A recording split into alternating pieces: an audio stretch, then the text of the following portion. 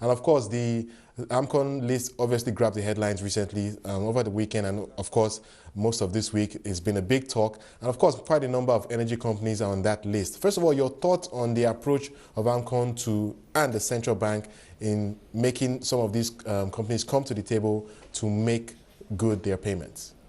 Well, I mean, it's not an unusual approach. Before now, the central bank, through the banks, had instituted credit bureaus.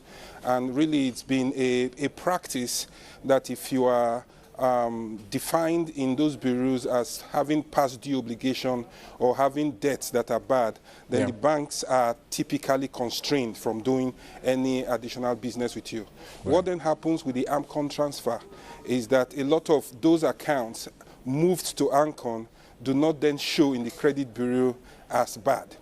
Okay, so it is a normal thing what the central bank has done to advise banks to say, look, these are the list of banks that are bad, and these are the list of debtors that are bad in the books of AMCOM, and it will be unrealistic to keep on extending credit to them except they make good their debt. I think this approach is quite useful to the industry, and it brings certain credit discipline into the industry. Yeah. And I think it has achieved significantly what it was intended to bring them to the table and then to take AMCOM exposure very seriously. I guess that's the big issue here. Some of these debtors need to take that exposure seriously. If it was with the banks, of course, we'll probably have gone through the legal system and trying to resolve these matters. But with AMCOM, of course, AMCOM has very, very major powers in getting people to do what they want them to do, don't they? Yeah, exactly. I mean, initially when it started, it looked like a transfer to some government enterprise. You know, it looked like a holiday or a debt holiday for these debtors. Now, this move makes it very clear and sends a clear signal that it's not going to be business as usual. Right. And of course, the MD for AMCOM has said it will go even further down for exposures above 1 billion and then further down below 1 billion. And I think that is sending significant jitters to the industry. And I think, Wale, that really a lot of these things will have been clearly given an upfront mitigation if our institutions like the law courts and the police have been forthcoming in ensuring that these things are nipped quite early, even while it's with the banks. It's quite a sluggish process going through the law court and quite discouraging for banks to do. And I think that with AMCOM's support and activities in the market, it should create some kind of sanity and send clear messages across so that the credit culture, will kind of be adjusted for the better. All right, and let's move on to another issue that obviously is impacting energy companies in Nigeria, and that's the decline we're seeing in diesel prices. Some have attributed this to the improvement in power across the country. We know electric power has improved over the last few months. Is that what you attribute this to as well? Because I think some people have contrary views.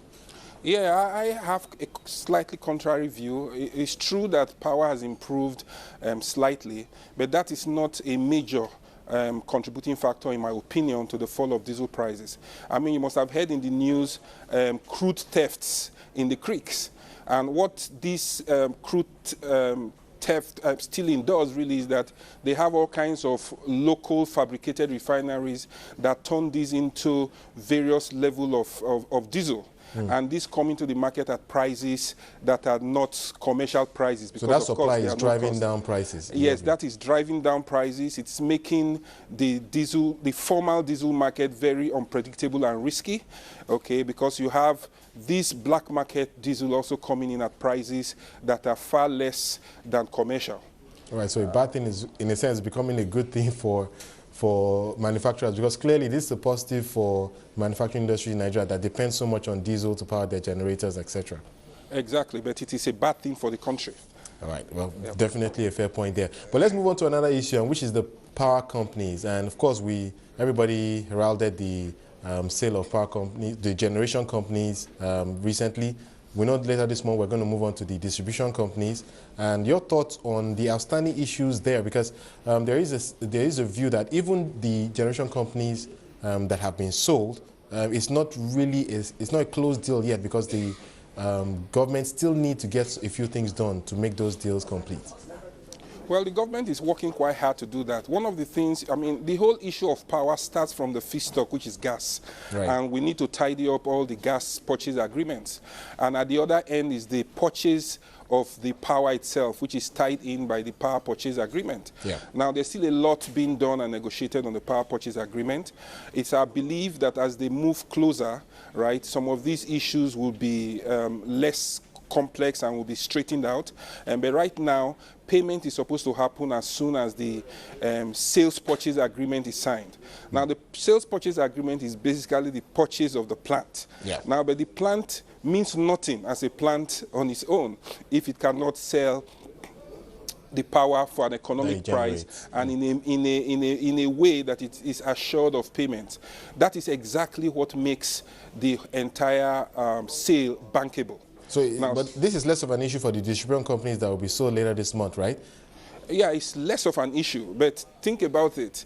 If there are no power purchase agreements, then there will be no power for the distribution companies to sell. Right. So it's a value chain that must be dealt with across and properly ring-fenced.